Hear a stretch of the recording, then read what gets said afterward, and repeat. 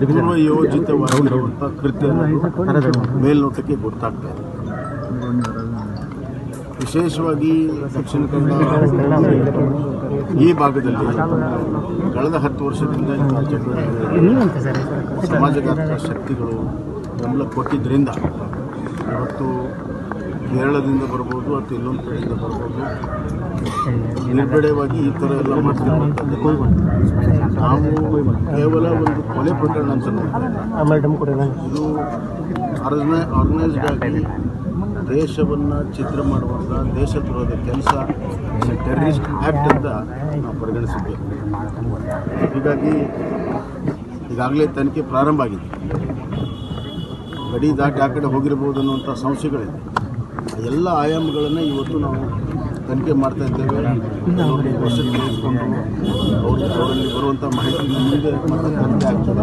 ಅತಿ ಶೀಘ್ರದಲ್ಲಿ ಯಾರು ಕೃತ್ಯವನ್ನು ಮಾಡಿದ್ದಾರೆ ಅವರ ಬಂಧನ ಕೂಡ ಅತಿ ಶೀಘ್ರ ಆಗಿರುವಂಥ ವಿಶ್ವಾಸ ಇವತ್ತು ನನ್ನ ಪರಿಹಾರ ಕೊಟ್ಟಿದ್ದೇನೆ ಮತ್ತು ನಮ್ಮ ಪಕ್ಷದಿಂದಲೂ ಕೂಡ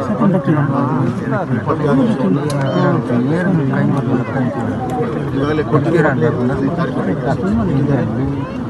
ಎಲ್ಲ ರೀತಿಯ ಸಪೋರ್ಟಾಗಿ ನಮ್ಮ ಪಕ್ಷ ಸರ್ಕಾರ ಆ ಒಂದು ಕುಟುಂಬಕ್ಕೆ ನಿಲ್ತದೆ. ಅವರ ಜೀವನ ಆಧಾರ ಮತ್ತು ಅವರ ಮಕ್ಕಳ ಮುಂದಿನ ಭವಿಷ್ಯಕ್ಕೆ ಎಲ್ಲ ರೀತಿಯ ಸಹಾಯ ಸಹಕಾರ ಕೊಡ್ತೇವೆ. ಆದರೆ ಅವರ ಪ್ರವೀಣಿನ ಆತ್ಮಕ್ಕೆ ಶಾಂತಿ ಸಿಗುವಂಥದ್ದು ಆ ಕುಟುಂಬರ ಶಿಕ್ಷೆ ಆದಾಗ ಮಾತ್ರ ಅದನ್ನು ಲಾಜಿಸ್ಟಿಕ್ ಸಪೋರ್ಟ್ ಇರ್ಬೋದು, ಇನ್ನೊಂದು ಸಪೋರ್ಟ್ ಇರ್ಬೋದು, ಆ ಎಲ್ಲ ಜಾಲವನ್ನು ಕೂಡ ಭೇದಿಸ್ತೇವೆ. ಯಾಕಂದರೆ ದೊಡ್ಡ ಪ್ರಮಾಣದ ಜಾಲ ಇಲ್ಲದೆ ಕೆಲ ಕೃತ್ಯ ಮಾಡೋಕ್ಕೆ ಸಾಧ್ಯ ಇಲ್ಲ. ಯಾರ್ಯಾರು ಅದ್ರ ಹಿನ್ನೆಲೆ ಇದ್ದಾರೆ ಅವರೆಲ್ಲರಿಗೂ ಕೂಡ ಕ್ರಮ ತೆಗೆದುಕೊಟ್ಟು ಇವತ್ತು ಆ ತಾಯಿ ನಮ್ಮ ಪ್ರವೀಣ್ ಅವರ ಮನೆಯವರು ಇದೇ ಮಾತನ್ನು ಹೇಳಿದ್ದಾರೆ. ಅಮ್ಮನ ಹೆಸರು ನೂತನ್.